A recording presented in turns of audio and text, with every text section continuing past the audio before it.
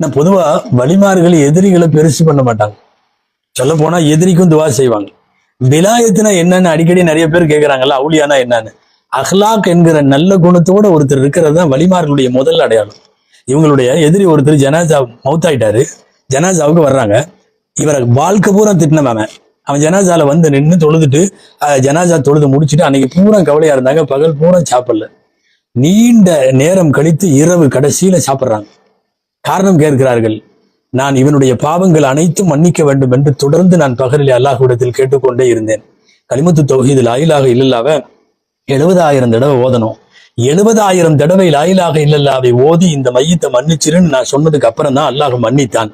மன்னிச்சு முடிச்சதுனால நான் என் சத்தியப்படி அவனுக்கு மன்னிக்கிற வரை சாப்பிட மாட்டேன்னு சொன்ன, நான் இப்ப சாப்பிட்றேன் என்று சொன்ன இப்னு அரபி ரஹ்மத்துல்லாஹி அலைஹி அவர்கள் மட்டுமல்ல, எக்கச்சக்கமான வலிமார்களை பொறுத்தவரை அவர்களின் முதல் அடையாளமாக இல்மு இர்ஃபான் என்றெல்லாம் சொல்லுவதை விட ரசூலுல்லாஹ்வுடைய ஹுலுக் அதீம், அந்த மகத்தான நற்குணத்தை கொண்டவர்கள் தான் வலிமார்களாக இருப்பார்கள்.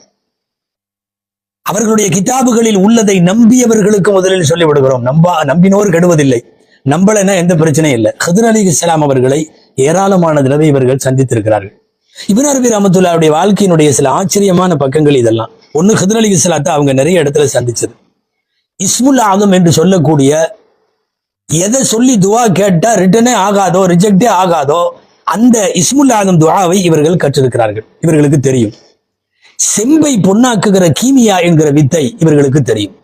செம்பு இருந்துச்சுன்னா அந்த செம்பை தங்கமாக மாற்றுவது எப்படி என்கிற இல்மு கீமியான்னு சொல்லுவாங்க. அந்த கீமியாவை பற்றி இவர்களுக்கு தெரியும். இப்ப இதெல்லாம் தெரியுங்கிறது இல்ல. அவர் என்ன சொல்றாருன்னா, இது எல்லாத்தையுமே நான் எங்கேயும் படிக்கல, அல்லாஹ் எனக்கு கொடுத்தது.